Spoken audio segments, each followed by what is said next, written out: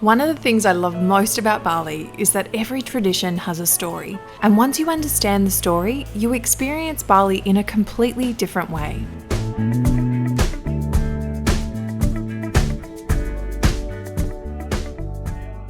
When most people think of Bali, giant kites probably aren't the first thing that comes to mind. Honestly, before today, if you'd said kite festival, I would have pictured kids running around with those little plastic kites that you buy at the beach. This is definitely not that.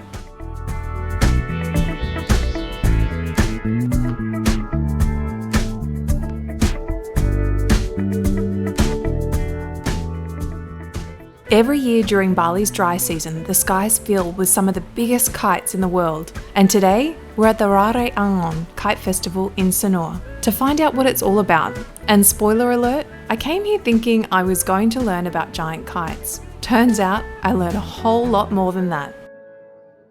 The first thing that caught my attention wasn't actually the kites. It was the name, Rare Angon, which I may or may not have practiced saying a few times. It translates to shepherd boy, but in Balinese mythology, Rare Angon is much more than that. Legend tells the story of a young shepherd who returns after the rice harvest carrying a bamboo flute, calling the wind so that the giant kites can rise into the sky. And I just love that, because suddenly this isn't just about people flying kites. It's a tradition with story that has been passed down for generations. Photos and videos do not prepare you for how enormous these kites actually are. Standing underneath one is a little bit intimidating. And then you watch 20 or 30 people working together just to get one giant one into the air. That's when it really hits you. These aren't the kind of kites that you pull out of the garage on a Sunday afternoon. They're handcrafted from bamboo and fabric, and months of planning, building and teamwork go into each one. They're honestly more like giant flying pieces of art. But here's what surprised me the most. The festival isn't really about the kites, it's about the people.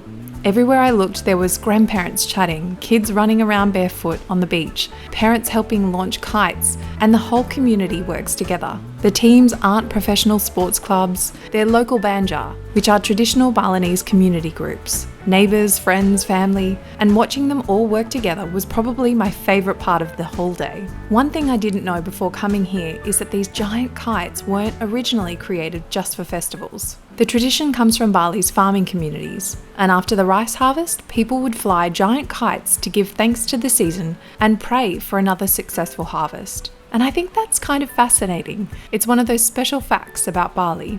Even something as simple as flying a kite has layers of meaning behind it.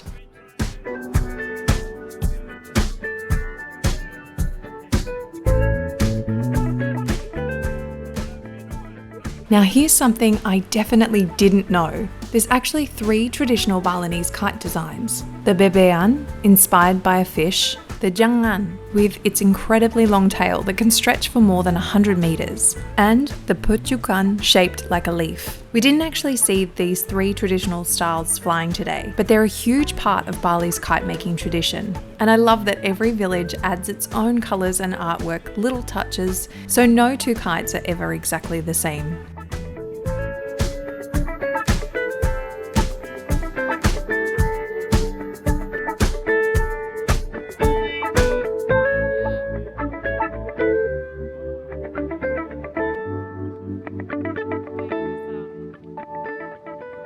One of my favourite moments today wasn't something I saw, it was something that I heard.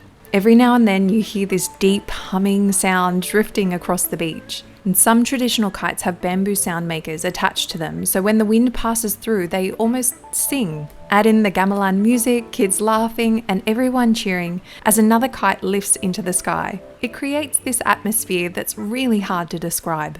It's one of those moments where you just stop filming and just take it all in. If you are lucky enough to be in Bali during kite season, I definitely recommend coming. It's free, it's incredibly family friendly, and I'd suggest arriving later in the afternoon when the weather starts to cool down. Just one tip, don't stand anywhere near the launch. You'll understand why the moment 30 people start running with a giant kite towards you. Before today, I would have just looked up and seen giant kites, and now I see something completely different. I think about the shepherd boy, the harvest, the communities, the families. The people spending months building something together, simply to keep an important tradition alive. And I think that's what makes Bali so special. The more curious you become, the more this island rewards you.